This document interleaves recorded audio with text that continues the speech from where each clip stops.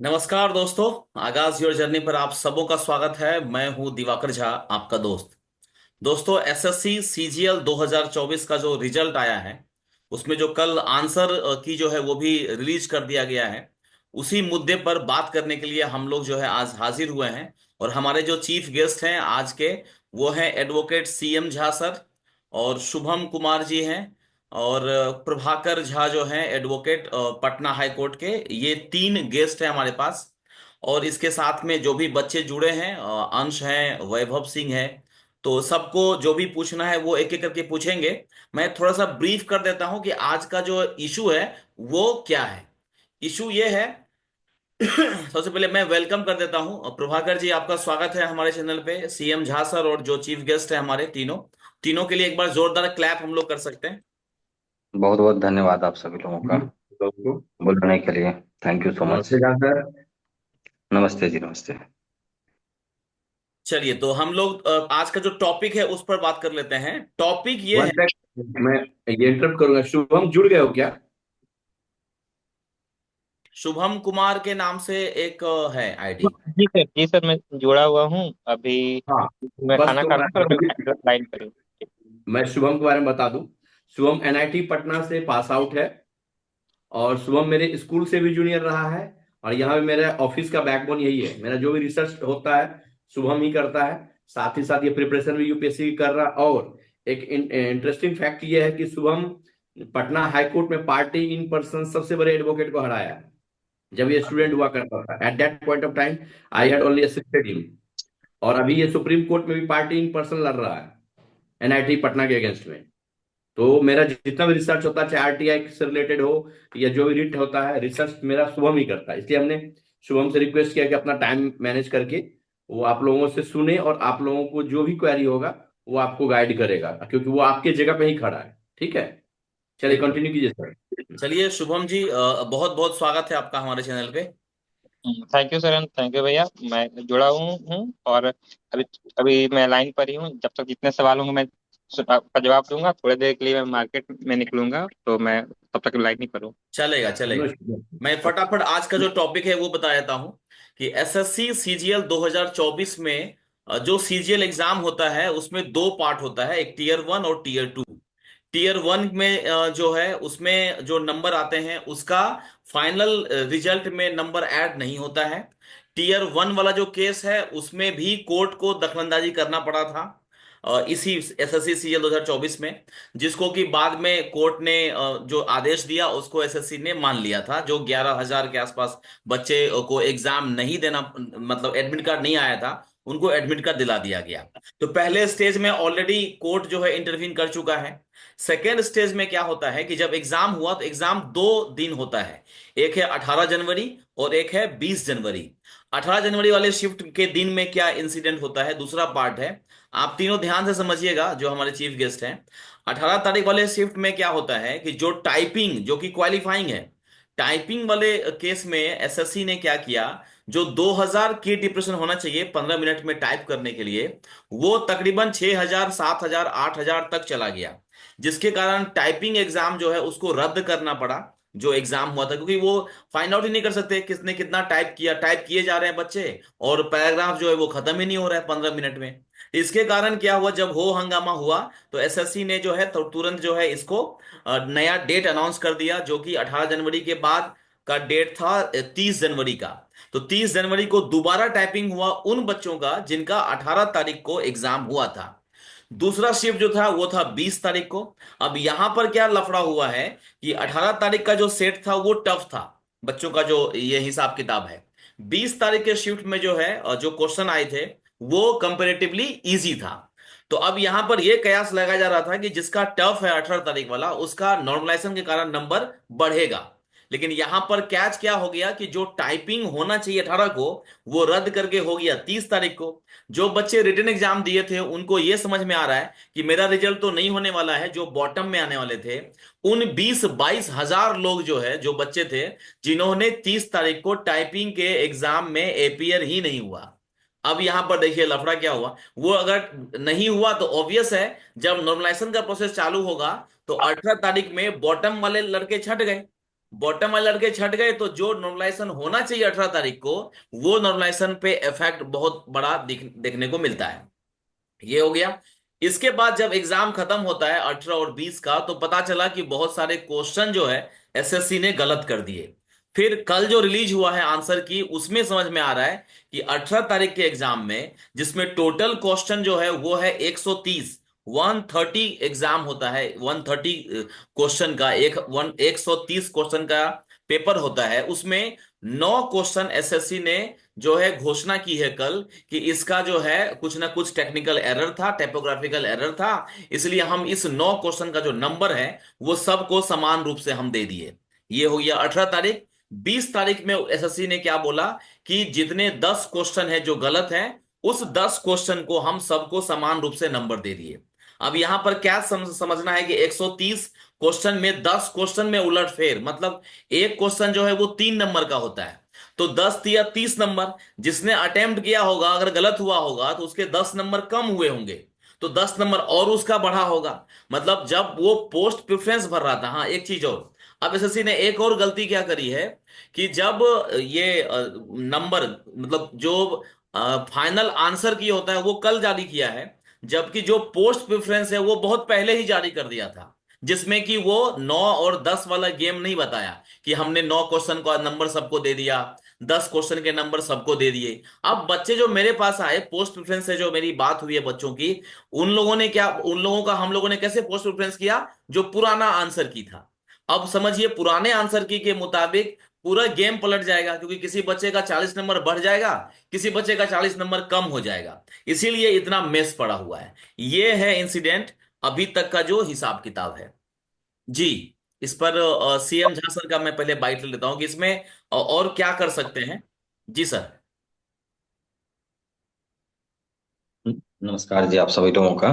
जी। और जहाँ तक प्रश्न ये है कि क्या कर सकते हैं, इसमें दो तीन चीजें हैं जो मैं बताना चाहता हूँ। बेसिक आइडिया क्या होता है, कोई भी एग्जाम, उसके लिए एक मार्गदर्शिका या उसके लिए क्या प्रोसेस है, वो दो चीजों पे डिपेंड करता है। एक तो होता है कि जैसे स्टाफ सिलेक्शन कमीशन एक एजेंसी है जो रिक्रूटमेंट के लिए भारत सरकार के विभिन्न विभागों में रिक्रूटमेंट के लिए काम करती है। जैसे दिल्ली में है DSSB, ऐसे ही करके है वो ऑल इंडिया लेवल पे। तो कोई भी एग्जाम जब लिया जाता है तो उसके पीछे नियम ये होता है कि वो एडवर्टीजमेंट को फॉलो करे। और एडवर्टीजमेंट जो होता है एज पर RR होता है, रिक्रूटमेंट रूल होता है उसके पीछे। तो रिक्रूटमेंट रूल जो होता है उसको फॉलो करने की आवश्यकता होती है। अब रिक्रूटमेंट रूल के हिसाब से जो एडवर्टीजमेंट तैयार किया गया और जिस बेसिस पे एग्जाम लिए गए, उसमें कितनी चीजें मेंशन की गई, क्योंकि मैं डिटेल में अब तक नहीं गया हूं कि क्या क्या चीजें वहां पे लिखी है, एक एक पॉइंट वहां पे। अमूमन हम लोग भी तैयारी करते थे जब, तो एक एडवर्टीजमेंट पढ़ते थे। सुप्रीम कोर्ट की गाइडलाइन है कि एडवर्टीजमेंट में छेड़छाड़ नहीं की जा सकती। जब एक बार एडवर्टीजमेंट पब्लिश हो गया उसके बाद, एक बार एडवर्टीजमेंट आपने निकाल दिया, उसमें जो प्रोसेस मेंशन है उससे बाहर के दायरे आप जा ही नहीं सकते। और इसी वजह से आपको पता होगा कि झारखंड PCS का जब एग्जाम लिया गया था, एडवर्टीजमेंट में 3-4 बार बदलाव लिए गए, जिसके बाद ये हुआ कि स्टेट PCS, झारखंड PCS निकाले हुए 5-5 साल से SDM DSP सभी की सेवाएं समाप्त हो गई, क्योंकि हाई कोर्ट के बाद सुप्रीम कोर्ट ने भी ये मान लिया कि एडवर्टीजमेंट गलत था। और पूरी की पूरी प्रक्रिया, नियुक्ति होने के 5 साल बाद भी लोग टर्मिनेट हो गए सारे के सारे। उनका केस शायद आज भी चल रहा है। तो कहने का मतलब ये है कि जो एडवर्टीजमेंट होता है उसमें यदि नॉर्मलाइजेशन लिखा है, एडवर्टीजमेंट में ये लिखा है कि कई चरण में लिए जा सकते हैं एग्जाम, तो वो भी वैलिड है, क्योंकि उसको आपने चैलेंज अब तक नहीं किया है। तो यदि चैलेंज नहीं किया है तो वो वैलिड है। उसके बाद यदि उसमें ये नॉर्मलाइजेशन का प्रोसेस लिखा है, नॉर्मलाइजेशन कर सकते हैं, तो वो भी वैलिड है, कोई दिक्कत नहीं है। दिक्कत कहाँ आती है, दिक्कत तब आपका क्वेश्चन रेज होगा। रेज क्वेश्चन हम उस कंडीशन में कर सकते हैं जब हमारे पास में ये प्रूफ हो कि डिस्क्रिमिनेशन हुआ है, या एडवर्टीजमेंट में जो लिखा है उसको फॉलो नहीं किया गया है, या ग्रॉस नेग्लिजेंस हुआ है जिस पार्ट पे कि इस पे किसी ने ध्यान नहीं दिया, या कुछ खास कदम से बड़े ज्यादा मतलब एक दो हो या कि मास लेवल पे लोग हों, उनके राइट का वायलेशन हुआ, किसी को बेनिफिट हुआ किसी को नहीं हुआ है। कोई क्वेश्चन को जानबूझ के टफ मान लिया गया, किसी को कम मान लिया गया। और प्रक्रिया में बार बार इन्होंने चेंज किया, जो चेंज करने से छात्रों को मनोदशा पे बुरा असर पड़ा, उनकी तैयारी प्रभावित हुई। तो ऐसी कोई भी चीज जो हमारे जैसे एडवर्टीजमेंट जब आता है, तो हम क्या करते हैं, एक एप्रीहेंशन रखते हैं। उसमें जो प्रक्रियाएं दी होती है उस अनुसार से हम प्रिपेयर रहते हैं कि पहले प्रीलिम्स होगा, पहले फॉर्म भरेंगे, फिर प्रीलिम्स होगा, हमारे पास ये सर्टिफिकेट है कि नहीं। फिर एग्जाम एक नहीं दो चरण में हो सकता है, हमारा किसी में भी पड़ सकता है। फिर उसके बाद जो रिटेन टेस्ट होगा, इंटरव्यू होगा, और या कि कोई स्किल टेस्ट होगा। तो सारी प्रक्रियाएं जो होती है वो प्रक्रियाओं के बारे में हम रेडी होते हैं। उसमें जैसे आपने बताया अभी कि कुछ कुछ जगह पे उन्होंने चेंज किए, तो जो चेंज किए तो पहले नजर पे ये है कि वो गलत हुआ। ठीक है, क्योंकि प्रोसीजर को आप बीच में ऐसे छेड़छाड़ करके अच्छे से नहीं हुआ, ये गड़बड़ी हो गई वो गड़बड़ी हो गई फिर हम ऐसे करेंगे, ये सब चीजें मतलब आप या तो एक बार पहले डिसाइड कर लो कैसे करना, वैसे आप करो। ठीक है। दूसरा चीज क्या है, जो नॉर्मलाइजेशन वाली प्रक्रिया वाली कुछ चीजें हैं, जो पॉइंट पे हम लोग पहले भी डिस्कस किए हुए हैं, वो सारे के सारे पॉइंट्स क्या है कि उसको हमें जैसे कि एक होता है कि कुछ क्वेश्चन को हमने रद्द मान लिया, गलत मान लिया। ये संभावना होती है कि जब हम 200-300 क्वेश्चन पूछते हैं, तो वहां पे इतने नंबर के प्रश्नों में ये संभावनाएं होती हैं कि कोई क्वेश्चन ऐसा हो सकता है जिसको सेट करने में कुछ उसके आंसर में एक्चुअली बड़ी दिक्कत क्या है। यूपीएससी हो या कि कोई पीसीएस हो या कि एसएससी हो या कोई स्टेट एग्जामिनेशन हो, सभी में हमने ये समस्याएं देखी है कि वो क्वेश्चन कुछ ना कुछ गलत, एक आध क्वेश्चन मिल ही जाते हैं। लेकिन जो एसएससी जैसी संस्था जिसको हर साल केवल यही काम करना, एग्जाम ही लेना है, वो यदि ये बात कर ले कि हमारे 9 क्वेश्चन जो है वो हमने इस आधार पे गलत माना, तो उसका आपके रेफरेंस क्या है, कौन सी कमेटी आपने बैठाई, और जो कमेटी आपने बैठाई उस कमेटी का क्या निर्णय हुआ, कहाँ कहाँ मतलब कि उसने कैसे गलत माना। जो आपने पहले जब गलत था क्वेश्चन, या आपको क्वेश्चन पे डाउट था, तो आपने ऐसे क्वेश्चन को डाला क्यों। एक क्वेश्चन किसी आदमी को बाहर कर सकता है, एक क्वेश्चन किसी को अंदर कर सकता है। कल को आप कहेंगे 50 क्वेश्चन गलत है, हमारा 50 क्वेश्चन के बदले में सबको वेटेज दे देते हैं, तो इस तरीके से वेटेज भी दिया नहीं जा सकता, हटाया नहीं जा सकता, उसको हम चैलेंज कर सकते हैं, फिर से एग्जाम लो। सही क्वेश्चन, तुम्हारा एक भी क्वेश्चन गलत क्यों होना चाहिए। ये तो बिल्कुल। आपकी जो एक विश्वसनीयता है उस पर असर है ना। तो कहने का मतलब है कि हमें पहले ये पॉइंट चिन्हित करने हैं कि किस किस जगह पे हमारे साथ में नाइंसाफी हुई है। क्वेश्चन में नाइंसाफी हुई है, उसके बाद नॉर्मलाइजेशन में नाइंसाफी हुई है, प्रक्रिया को बाधित किया गया है। इन सारी चीजों को पॉइंट वाइज देखने के बाद हमारा क्या प्रोग्राम होगा, उसके बाद जो हमारे हाथ में है वो ये है, या तो हम पहले कोर्ट की तरफ से वो करवा लें, क्या बोलते हैं, डिपार्टमेंटल रिमेडी के लिए बढ़े आगे। लेकिन डिपार्टमेंटल रिमेडी में जनरली तौर पे हमने ये पाया है कि डिपार्टमेंट अपने खिलाफ कभी कुछ निर्णय पारित करता ही नहीं, तो करेगा ही नहीं वो कुछ, हम तो फंसे रह जाएंगे। तो बेटर ये होता है कि हम मास लेवल पे जितने मैक्सिमम लोग हैं जुड़े, और जुड़ के अपनी अपनी समस्या सारे बताएं, किसको कहाँ कहाँ प्रॉब्लम है। और जैसे कि मैं अपनी ही बात बताऊं या प्रभाकर जी हैं, कोई भी एडवोकेट होगा, वो एडवोकेट इन समस्याओं को चिन्हित करेगा। खास करके वो एडवोकेट जिन्होंने पहले कभी कंपटीशन की तैयारी करी हो, उनको ज्यादा अच्छे से इन चीजों का नॉलेज होता है कि कहाँ पे क्या दिक्कतें आ सकती है। तो हम क्या करेंगे, उसके आरआर को देखेंगे, एडवर्टीजमेंट के एक एक पॉइंट को देखेंगे, फिर प्रक्रिया में कहाँ कहाँ खामियां हैं उनको चिन्हित करेंगे। फिर उन प्रक्रियाओं की वजह से, या जो आपने बार बार नोटिफिकेशन निकाला, या बार बार आप जो रूल बदल रहे हैं, या जो भी चीजें आप कर रहे हैं, कुछ क्वेश्चन को जोड़ रहे हैं, किसी को घटा रहे हैं, किसी को टफ बता रहे हैं, किसी को इजी बता रहे हैं, किसी विद्यार्थी का 50 नंबर आपने बढ़ा दिया, किसी का 10 नंबर कम कर दिया, कोई कट ऑफ से नीचे किसी को डाल दिया, कोई किसी को का कैडर बदल गया। तो ये जो समस्याएं आ रही है, इन समस्याओं की वजह से जो जो पॉइंट्स हमें चिन्हित करने की बात होगी, सारे पॉइंट को हम चिन्हित करते हुए फिर हम क्या करेंगे, उस लेवल पे एक अपना जो है वो कर देंगे, क्या बोलते हैं, हम कोर्ट में ये चीजों को लगाएंगे कि इन इन वजहों से ये ऐसी दिक्कतें आई, या तो पूरा परीक्षा रद्द करो, या फिर नॉर्मलाइजेशन प्रोसेस को एक उच्च स्तरीय कमेटी बिठा के, जिसमें कि न्यायिक मेंबर हों कुछ, या कि कुछ एक्सपर्ट कमेटी मेंबर हों जो कि एसएससी से बाहर के लोग हों, उन लोगों को दिया जाए, या ये कुछ एडवोकेट को भी, कुछ विद्यार्थी को भी उसमें शामिल किया जाए प्रक्रिया में, और एक मीटिंग रख के एक देखा जाए कि किसमें सबका भला है। या तो ये करो, यदि तुम्हारी प्रक्रिया गड़बड़ है तो परीक्षा को कैंसिल करो, और जो क्वेश्चन तुमको टफ लगता है और जो इजी लगता है सबको मिक्स कर दो, और उसको दो भाग में बांट के दो परीक्षा ले लो। किसी को नॉर्मलाइजेशन करा, जिसको जितना नंबर आए उस हिसाब से करो। नॉर्मलाइजेशन करने की जरूरत भी नहीं है। टफ क्वेश्चन कौन डिसाइड करेगा। टफ क्वेश्चन डिसाइड करने का प्रक्रिया क्या होना चाहिए, आप कोई कह देगा टफ क्वेश्चन ये है, भाई जो हमने पढ़ा है वो हमारे लिए इजी है, जो नहीं पढ़ा है वो हमारे लिए टफ है। वही आदमी कह सकता है क्या कि इकोनॉमिक्स ही टफ है, या पॉलिटी ही टफ है, या साइंस का केमिस्ट्री, या किसी के लिए रॉकेट साइंस बहुत इजी हो सकता है। है ना। और किसी के लिए इतिहास का जो है मुगल काल का अकबर के बारे में जानना उसके लिए टफ हो सकता है। तो भाई कहने का मतलब ये है कि जो प्रक्रियाएं हैं वो पूरी तरह से विवादास्पद है। और ये सरकार आज के डेट में क्या है कि जो लोग ऊपर बैठे होते हैं वो कंप्यूटर से क्वेश्चन सेट करते हैं। बैठे कहीं से सर्च किया, यहाँ किया, वहां किया, कुछ से कुछ डाल दिया। बच्चे परेशान होते हैं। सबकी जिंदगी भाग्य बरसों से मेहनत कोई कर रहा है, लगा हुआ है तैयारी में, अचानक से आप उसके पैर से जमीन नीचे खिसका देते हैं। और क्या पता धांधली कहाँ हुई हो, किसने देखा हो। ठीक बिल्कुल। है। मेरे नजरिए में ये है कि एक यूनाइट होकर लोग आगे बढ़े, और बढ़ने के बाद उसमें सीधा सा प्रोसेस है, सब लोग बढ़े आगे से। और बढ़ने के बाद एक छोटा सा कंट्रीब्यूशन, मैं मतलब ये नहीं कहता, देखो कोई वकील होगा जो मेहनत करेगा, ये आप आशा रखेंगे कोई वकील है, जब मैं हूं दुनिया का कोई वकील हो वो फ्री में कोई लड़ रहा है, फ्री में कोई नहीं लड़ता ना सेवा देता है। लेकिन हाँ ये जरूर है कि आपके लिए जो मेहनत कर रहा है उसके लिए आप भी कुछ मेहनत करिए। मेहनत पहले कि आप अपना डेटा कलेक्ट करिए। दूसरा चीज आप ये करिए कि जहां तक हो सकता है संभव कंट्रीब्यूशन, ये कोई फिक्स नहीं कि इतने ही रुपये दीजिए, कुछ ना कुछ आप कंट्रीब्यूशन दीजिए, ताकि उनके लिए भी फाइलिंग से लेके हर प्रोसीजर में उनको आसानी महसूस हो। इस तरीके से आप यदि लड़ेंगे एकजुट होके, जरूरी नहीं कि एकजुट में कि आप एक साथ में 10 लोग इकट्ठे हों तभी लगाएं। एक दो आदमी आगे बढ़िए, काम शुरू होने दीजिए। धीरे धीरे करके लोगों का कारवां बढ़ते जाएगा, लोग जुड़ते चले जाएंगे। हमने ऐसे कई केसेस देखे जहां शुरू में दो चार लोग जुड़े और जुड़ते जुड़ते तो हजारों लोग उसमें जुड़ गए। अभी यूपी का चल रहा है टीचर वाले, उसमें कम से कम 22-25 हजार लोग एक साथ जुड़ गए। पहले 25 लोग थे, 50 लोग थे, 100 लोग थे, 1000 लोग, 10 हजार, अभी 25 हजार लोग एक साथ जुड़ रहे हैं। तो कहने का मेरा मतलब एक छोटा सा है कि ये सब चीजें यदि दिवाकर जी जो कितने बड़े पोस्ट पे खुद ही हैं और इस लेवल पे चीजों को लेके चल रहे हैं, लोगों के लिए लड़ रहे हैं, हकों की लड़ाई, हक की लड़ाई लड़े जा रहे हैं, तो उन्होंने जो एक कदम उठाया है, तो वो कदम एक उसको आसानी से जाने देने की जरूरत नहीं है।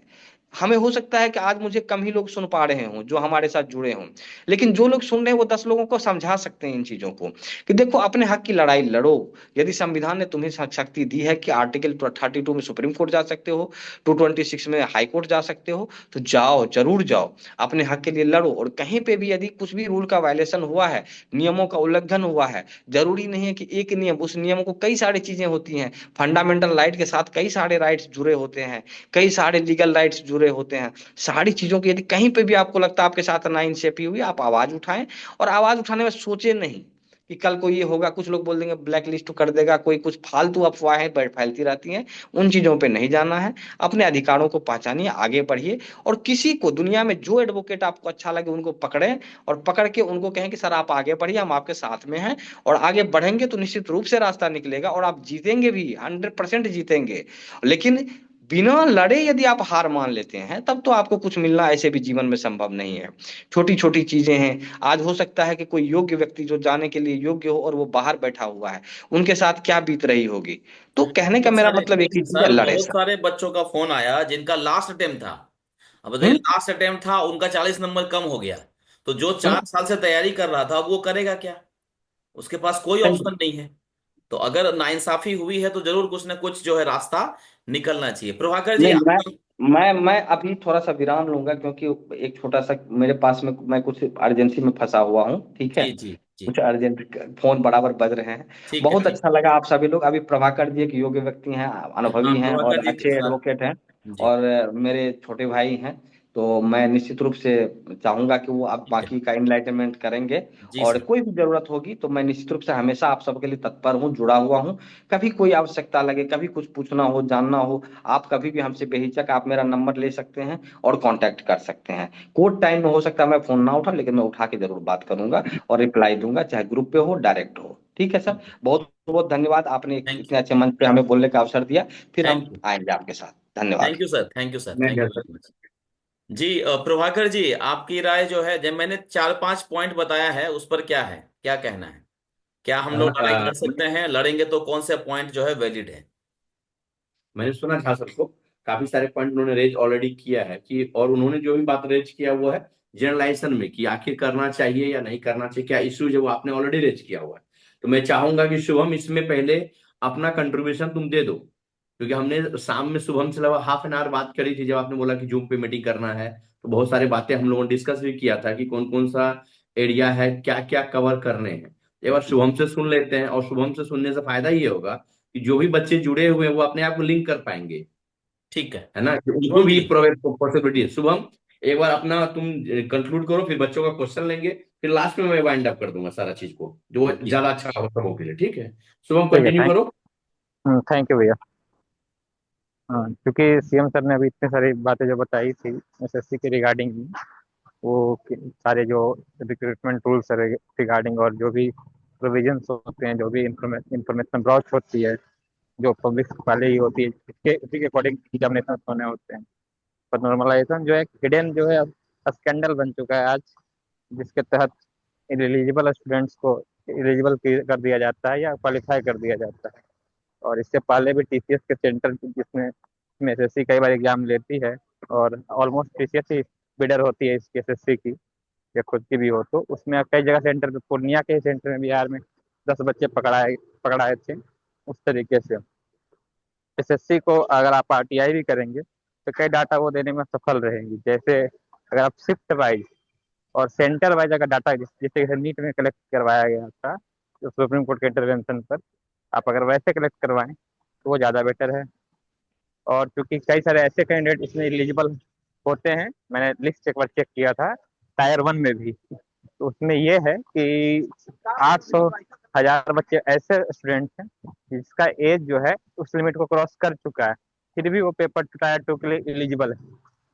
और उसके बाद जब टायर 2 की जो रिजल्ट आई, तो जब 30 40 नंबर बोनस हो जाना, उससे बहुत सेवर इम्पैक्ट पड़ता है स्टूडेंट्स के करियर पे, क्योंकि 40 नंबर बोनस मिलना या उसका बिल्कुल डिलीटेड हो जाना, हटा कर मार्किंग करना, दोनों ही खराब तरीका है। तो एक्सपर्ट कमेटी से पहले स्टूडेंट से कभी उसका फाइनल आंसर की और ऑब्जेक्शन तरीके से बिना डिक्लेयर किए हुए कि कोई भी रिक्रूटमेंट रूल्स में आप डायरेक्टली क्वालिफाई कर किसी को जॉब दे देते हैं, ये तो उनको प्रॉपर जो है नेचुरल जस्टिस का भी वायलेशन है कि आप उनको मौका नहीं दे रहे हैं उस चीज में। और शिफ्ट वाइज नॉर्मलाइजेशन और centre wise data, shift wise और सेंटर वाइज से ही आप पकड़ सकते हैं कि किस सेंटर के किस बच्चे को स्पेसिफिकली ये सीरीज में बेनिफिट दिया जा रहा है। अदरवाइज जो ये जो हिडन है, तो ये हिडन ही रहेगा कि किस सेंटर से किस बच्चे को या किस कहाँ कितने के लिंकेज हैं या किस सेंटर से स्पेशली रिजल्ट हो रहे हैं, चाहे वो मेंस की हो चाहे ये हो। और जो क्वालिफाइंग की बात है, जो जो सर दिवाकर सर ने बताया कि कुछ बच्चे जानबूझकर नहीं गए कि क्वेश्चन हार्ड था कि मेरा नहीं हो पाएगा, निराश होकर। तो चूंकि टाइपिंग टेस्ट जो होता है क्वालिफाइंग होता है, और जो नॉर्मलाइजेशन होता है वो ईच स्टेज में होता है। टायर 1 में हुआ तो टाइपिंग टेस्ट में तो कोई नॉर्मलाइजेशन की बात ही नहीं है। तो नॉर्मलाइजेशन जो होने का है वो टायर 2 का सीबीटी एग्जाम पर ही होने का है। तो सीबीटी एग्जाम नॉर्मलाइजेशन उन जो बच्चों को हटाया गया, जो बच्चे मोस्टली जो टायर 2 के फर्स्ट फेज में दिए थे 18 जनवरी के लगभग में, तो वो बिल्कुल गलत तरीका था, और वो जो है इलीगल है और वायलेशन है कि आप नॉर्मलाइजेशन से बाहर नहीं रख सकते हैं किसी भी तरीके से। और कई सारे डिस्क्रिपेंसी रही है, और कैट ने भी ऑर्डर दिया था, लगभग 1100 बच्चों को उसमें ऐड किया था टायर 2 के लिए। तो और जो भी और नॉर्मलाइजेशन का जो फॉर्मूला है वो देखने में साइंटिफिकली तो करेक्ट लगता है, बट उसके अंदर एक ही दिन में एक ही बच्चे, एक ही सेंटर, अलग अलग सेंटर के दो बच्चों का अलग अलग अलग नॉर्मलाइजेशन स्कोर होता है। तो काफी डिफरेंट तरीके से वो नॉर्मलाइज करते हैं। तो क्वेश्चन वाइज भी चाहिए होगा कि किस क्वेश्चन के अकॉर्डिंग नॉर्मलाइजेशन, किसमें एक्यूरेसी, कितने परसेंट बच्चे सही कर रहे हैं उस शिफ्ट में, और उसके अकॉर्डिंग आप कितना नॉर्मलाइजेशन, कितना बेसिस पॉइंट दे रहे हैं, तभी आप उसको प्रॉपरली एनालाइज कर सकते हैं कि किस बच्चे को किसके अकॉर्डिंग नॉर्मलाइजेशन मिला है। तो एटलीस्ट कम से कम अगर आरटीआई के थ्रू भी डाटा है, तो मुझे नहीं लगता कि 5-6 हजार पन्ने से कम इसका रिप्लाई होगा। या सेंटर वाइज डाटा अगर टाइम भी लग सकता है उसको उनको वेबसाइट पर देने के लिए, क्योंकि नीट में भी 21 लाख फॉर्म भरे गए थे, तो उसमें भी सुप्रीम कोर्ट के इंटरवेंशन के बाद सेंटर वाइज सबका मार्क्स डिक्लेयर किया गया कि सेंटर वाइज मैनेज तो नहीं है, मिसमैनेजमेंट तो नहीं है। तो यहाँ भी वैसी इंटरवेंशन जरूरी पड़ती है।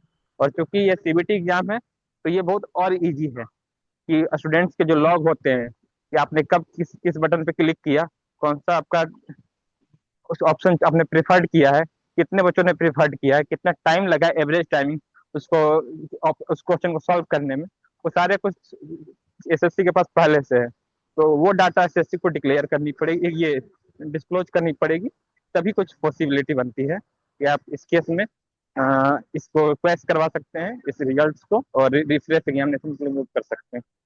अभी मैं बाहर हूँ सर, मैं थोड़ी देर में फिर से जुड़ना चाहूंगा प्रभाकर भैया के बाद। मैं थोड़ा कुछ काम है, मैं करके तुरंत आता हूँ। जी जी। Thank thank you Shubham ji, thank you very much. जी, कभी मैं कुछ बच्चों का क्वेश्चन ले लेता हूं जिसका जवाब प्रभाकर जी देंगे। बैठो बैठो। अजय कुमार, कपिल, रोहित, अंश, वैभव, और एक ने नाम रखा है सीजीएल फेल एस्पेरेंट, और शुभम। अच्छा, शुभम तो गेस्ट हैं। किसी को कुछ पूछना हो, कुछ जवाब कहीं पर लग रहा है कि यहाँ पर और क्लियर होना चाहिए, कोई भी किसी को पूछना है तो अनम्यूट होकर के बात कर सकता है। अजय, कुछ पूछना है? अजय, अंश, कपिल, किसी के भी मन में कोई भी सवाल हो, कुछ भी लगता है कि सर इस पर क्या कर सकते हैं, कोई भी कंफ्यूजन, कोई भी डाउट्स?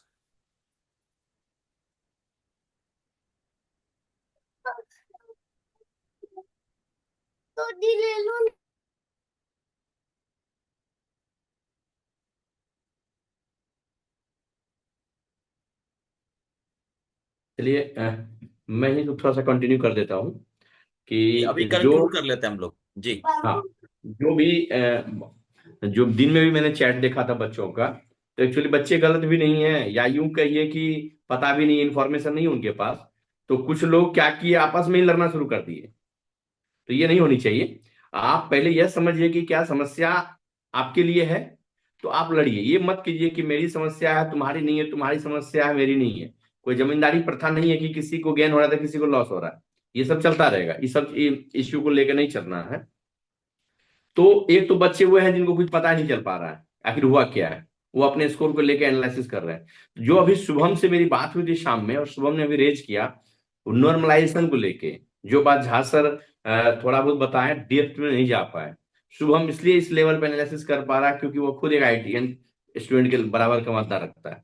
तो नॉर्मलाइजेशन को जिस तरह से आप लोग देख रहे हैं, अभी भी 90% स्टूडेंट को ये नहीं पता है कि एसएससी नॉर्मलाइजेशन प्रोसेस को एडहेर क्या कर रहा है। तो झा सर ने बहुत अच्छा बात बताया कि जो क्वेश्चन पॉलिटिकल साइंस के स्टूडेंट के लिए, पॉलिटिक्स का कोई भी क्वेश्चन अमेंडमेंट से रिलेटेड वो इजी होगा, तो क्या साइंस के स्टूडेंट के लिए वो टफ होगा या नहीं होगा? ऑब्वियसली टफ होना ही होना है। किसी स्टूडेंट को मैथ्स अच्छा आता है तो किसी को रीजनिंग अच्छा आता है। तो आप कैसे डिसाइड कर रहे हो कि ये जो क्वेश्चन है ये इजी है, ये क्वेश्चन टफ है? ये बहुत ही वेग है। इसका अभी तक एसएससी कोई कंक्रीट आंसर नहीं दिया, ना जारी की। तो वही मैंने बोला था कि आरटीआई से वही बताया मेरे को कि आप किस तरीके से आप नॉर्मलाइजेशन प्रोसेस को फॉलो कर रहे हो। और एक बात सुबह ने बहुत अच्छे तरीके से बताया, शायद बहुत लोग नहीं समझ पाए, मैं इसको क्लियर कर रहा हूँ। डाटा मांगने के लिए जो चीज आपके आंख के सामने में दिख रहा है वो तो आप समझ रहे हैं। जो बात उसने बोला वो 90% के सर के ऊपर चला गया। वो क्या बोला मैं बता रहा हूँ। वो उसने बोला डाटा मांगिए सेंटर वाइज, तो आपको कई हजार में पेज आएंगे जहां पे खेल होता है, जिसको आप लोग स्कैम बोल रहे हो ना, that is the real scam. और यहाँ पे अब कई सारे यूट्यूबर्स भी अपना वीडियो बनाया है। तो वो क्या कर रहे हैं, वो एक डाटा कलेक्ट किए हैं स्टूडेंट से, सफरर स्टूडेंट से। वो उस बात को रख रहे हैं, उसके जो कर्टेन है उस कर्टेन के पीछे नहीं जा पा रहे हैं वो, क्योंकि ना तो उनका इंसाइट है, ना तो वो उतना रिसर्च किए हैं। तो ये जो रिसर्च की बात मैंने बोला है कि यह रिसर्च टीयर 1 में शुभम कर चुका था, और वो आरटीआई से मांगा भी ये क्वेश्चन, कई सारे क्वेश्चन का जवाब एसएससी नहीं दे पाया। डाटा नोट अवेलेबल करके आगे निकल चुका है।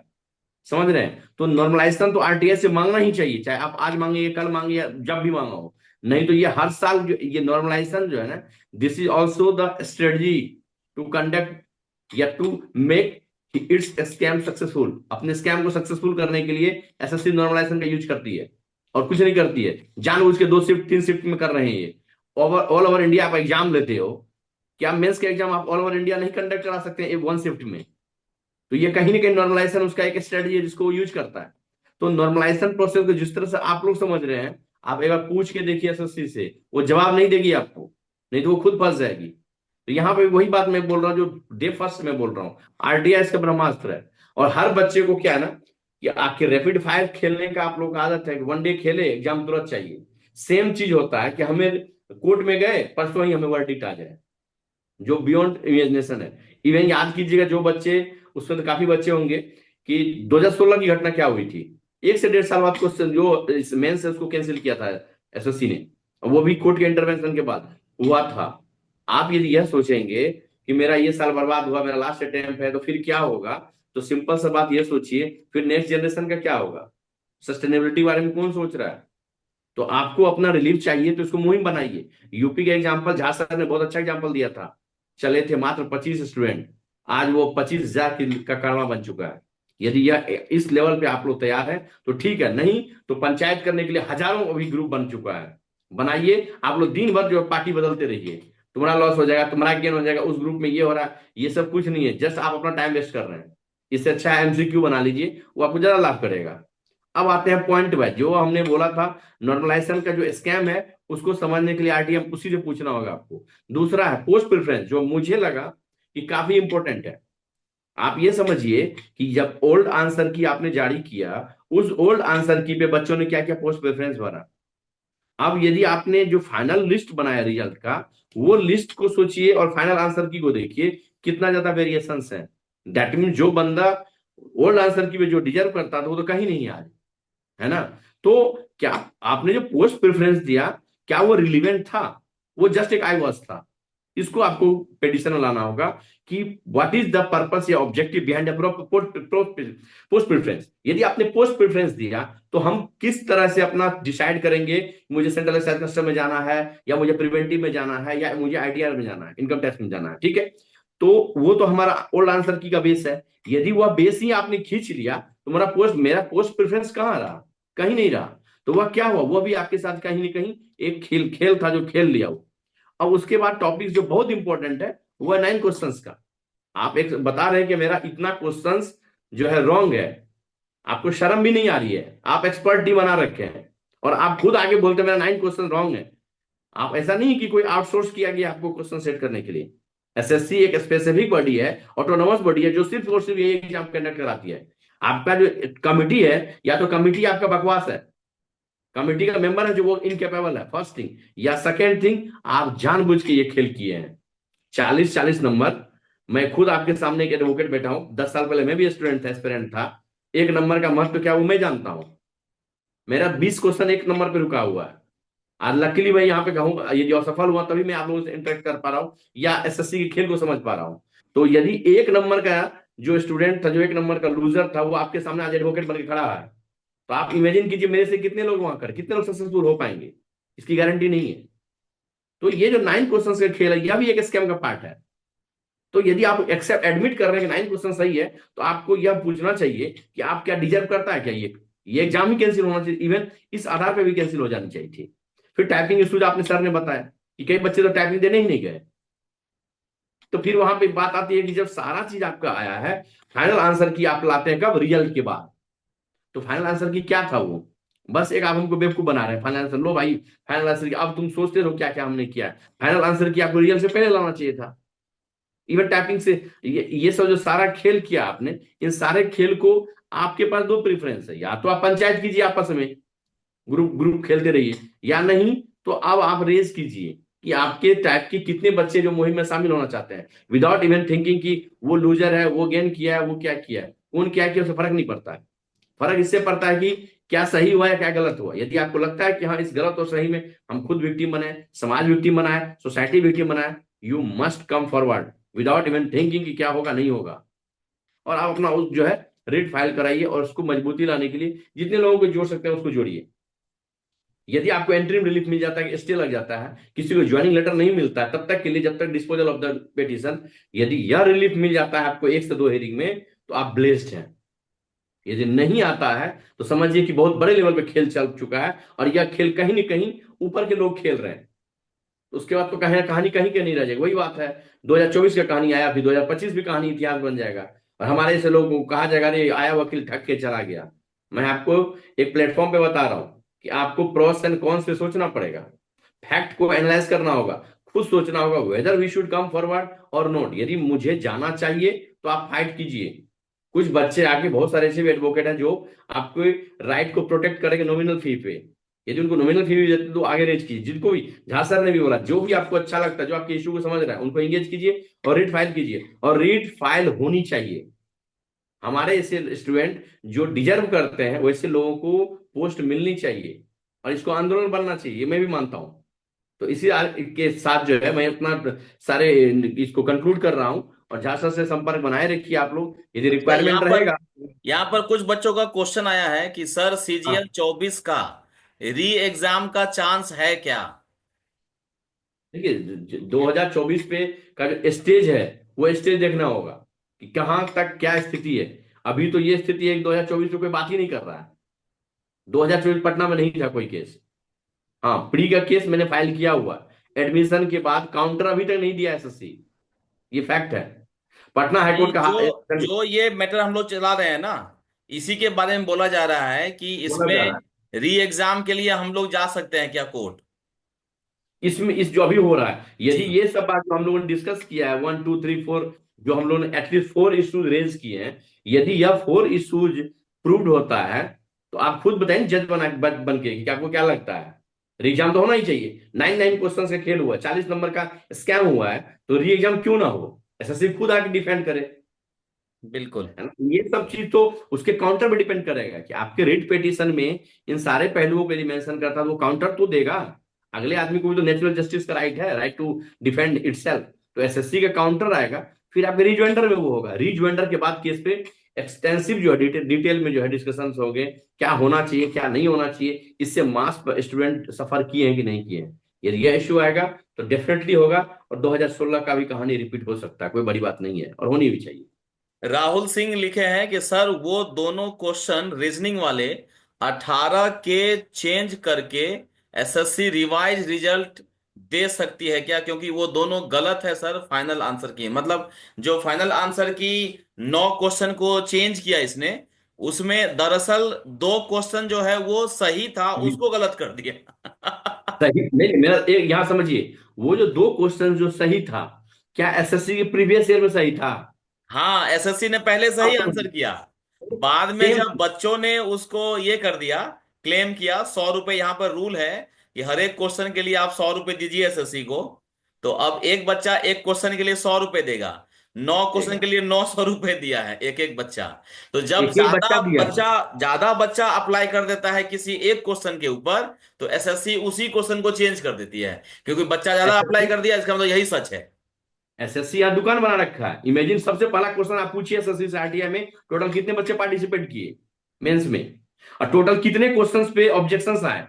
यदि 9 क्वेश्चंस पे ऑब्जेक्शन आए, सपोज मैं हाइपोथेटिकल सिचुएशन बता रहा हूँ, 9 क्वेश्चंस पे क्वेश्चन रेज किया गया, यदि एक क्वेश्चन पे 1 लाख बच्चों ने डाला, तो कितना रुपया आप कमाए? आरटीआई मांगे ना डाटा ये चीज।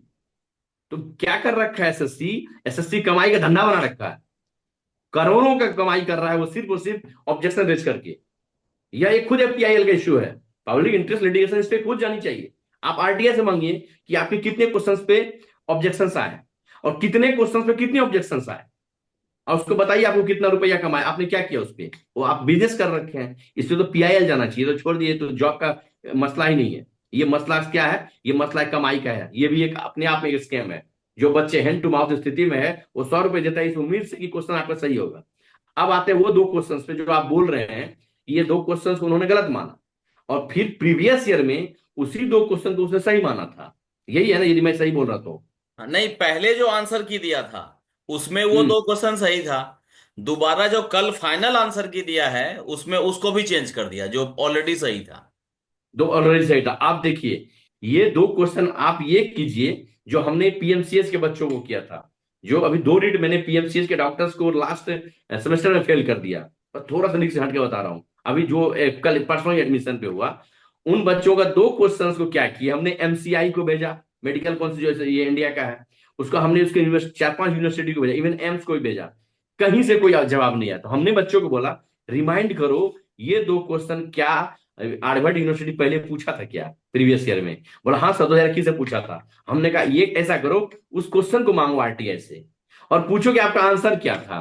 दोनों का रिप्लाई एडमिशन से 2 दिन मात्र पहले आया। आरटीआई मेरे हाथ में है। हमने कोर्ट में बोला कि यही 2 क्वेश्चन 2021 में इस यूनिवर्सिटी का आंसर की वही है जो मेरा आंसर की था। इसका मतलब उस समय में जो 2 क्वेश्चन को सही करके आपने डॉक्टर की डिग्री दी थी एमबीबीएस की, उन सबका या तो डिग्री छीनिए या तो मेरा डिग्री बैकडेट पे दीजिए आप, क्योंकि इसी 2 क्वेश्चन से हम बाहर हैं।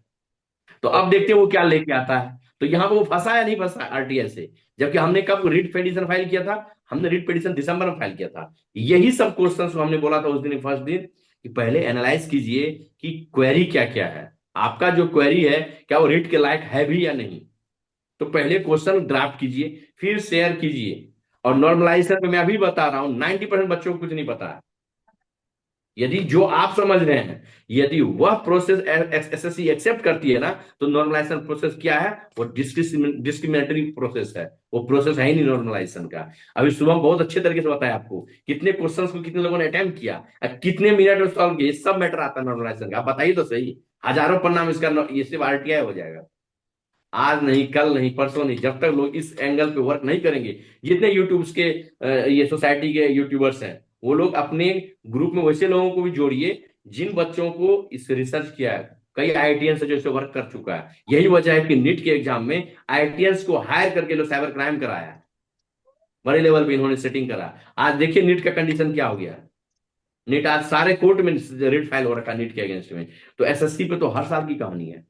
जब तक मुहिम नहीं छिड़ेगा, जब तक आंदोलन नहीं आएगा, तब तक कोर्ट नहीं जगेगा। हर जगह जो है ना चल रहा है, लॉबी चल रही है। उस लॉबी पे तभी अटैक होगा जब आम आदमी अपना रूप दिखाएगा। तो बेटर है कि ये जो आज हजारों लड़के रोड पे आ चुके हैं, इनको सोचना होगा, लोगों को कन्विंस करना होगा कि ये चीज हुआ है। यदि यह चीज गलत हुआ है, तो जो आ भी गया लिस्ट में वो भी गलत है। यदि वो बोल रहा है नहीं नहीं हम बाहर हो जाएंगे, अरे तुम बाहर हो जाएंगे, मेरे घर में बम पड़ जाए, तुम्हारे घर में बारात हो जाएगी, ऐसे थोड़ी होता है। तो ये होनी ही चाहिए। और आप लोग सोचिए और इसको एक मुहिम के तौर पे लीजिए, और उसको केस फाइल होना चाहिए, मेरा मानना होना चाहिए। आप जीते या ना जीते मुझे नहीं पता, लेकिन एसएससी का ये चीज जब तक नहीं आएगा स्कैम रैंप पे, तब तक आज आप सफर कर रहे हैं, कल आपका मासी का बेटा सफर करेगा, परसों आपका बेटा सफर करेगा। जब आप हम लोग केस पे जाएंगे, जब बच्चे आएंगे, वो भी तो एसएससी एसएससी तो सालों सालों साल से चल रहा है। आज देखिए एसएससी कैसा रूप ले चुका है। हर स्टेज पे कमाई कर रहा है एसएससी, हर स्टेज पे सीट बिक रहा है। तो आप लोग डिसाइड कीजिए, फिर जैसा कोई नया क्वेश्चन आता है तो शेयर कीजिएगा, टाइम निकाल के मैं डिस्कस करूंगा, ठीक है। चलिए, वाइंड अप किया जाए। Thank you Prabhakar ji and Shubham ji. Last one question ले लेते हैं, किसी को कुछ बोलना है? एक क्वेश्चन किसी को कुछ बोलना है? अजय कुमार, अंश, किसी को ऐसा है कि ये क्वेश्चन सर बता देते? वैभव, कुछ बोलना है किसी को अपने ऑडियो में? नहीं बोलना है। चलिए फिर हम लोग यहीं पे वाइंड अप करते हैं। जो सर का ग्रुप है, प्रभाकर सर का, उस ग्रुप में सब लोग जुड़ चुके हैं ऑलरेडी। और भी किसी को अगर बात करनी है प्रभाकर जी से, तो उनका नंबर ऑलरेडी आप लोगों के पास है, आप लोग डायरेक्ट उनसे बात कर सकते हैं। सीएम झा सर का नंबर भी प्रभाकर जी से आप ले सकते हैं। ठीक है, शुभम दिन से भर भी काफी बात। बिजी शेड्यूल रहता है। दिन भर काफी बिजी शेड्यूल रहता है, और मैं आप लोगों से हम्बल रिक्वेस्ट करता हूँ, अर्ज करता हूँ, एटलीस्ट वहां पे ग्रुपिंग ग्रुपिंग मत खेलिए।